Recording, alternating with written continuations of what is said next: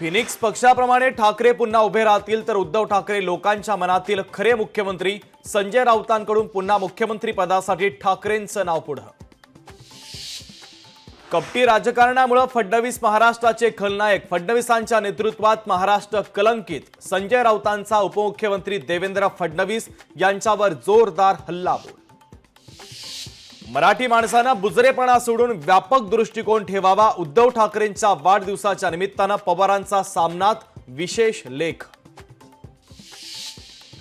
उद्धव ठाकरेंच्या वाढदिवसाच्या निमित्तानं सांगलीत लावलेल्या बॅनरवर उद्धव ठाकरेंचा मुख्यमंत्री उल्लेख. चंद्रहार पाटलांकडून ठाकरेंच्या वाढदिवसाच्या निमित्तानं शहराभरात बॅनरबाजी. पूजा खेडकरच्या आई वडिलांच्या घटस्फोटाचा अहवाल पुणे पोलिसांनी केंद्राला पाठवला. घटस्फोटानंतर मनोरमा खेडकर, दिलीप खेडकरांचं वागणं संशयास्पद असल्याचं समोर. कोल्हापुरातील पूरस्थिती गंभीर. पंचगंगा नदीनं धोक्याची पातळी ओलांडली तर पूरग्रस्त भागातील 1379 कुटुंबांचं सुरक्षित स्थळी स्थलांतर. अग्निपथ योजना लष्करानं हाती घेतलेल्या सुधारणांचं एक उत्तम उदाहरण. योजनेवरून विरोधक राजकारण करत असल्याची मोदींची विरोधकांवर टीका.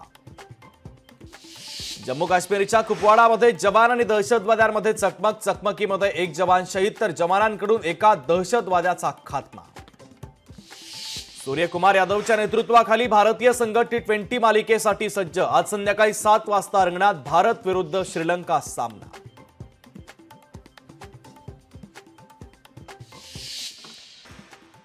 कोयना धरण क्षेत्रामध्ये पावसाचा जोर ओसरल्यानं धरणाचे आणखी काही दरवाजे उघडणार. धरणातून सध्या 32,000 क्युसेक वेगानं पाण्याचा विसर्ग सुरू. सातारा तालुक्यातील हरपळवाडी रस्त्यावर बिबट्या. सीसीटीव्ही कॅमेऱ्यामध्ये कैद. बिबट्याच्या दर्शनामुळे गावात भीतीचं वातावरण.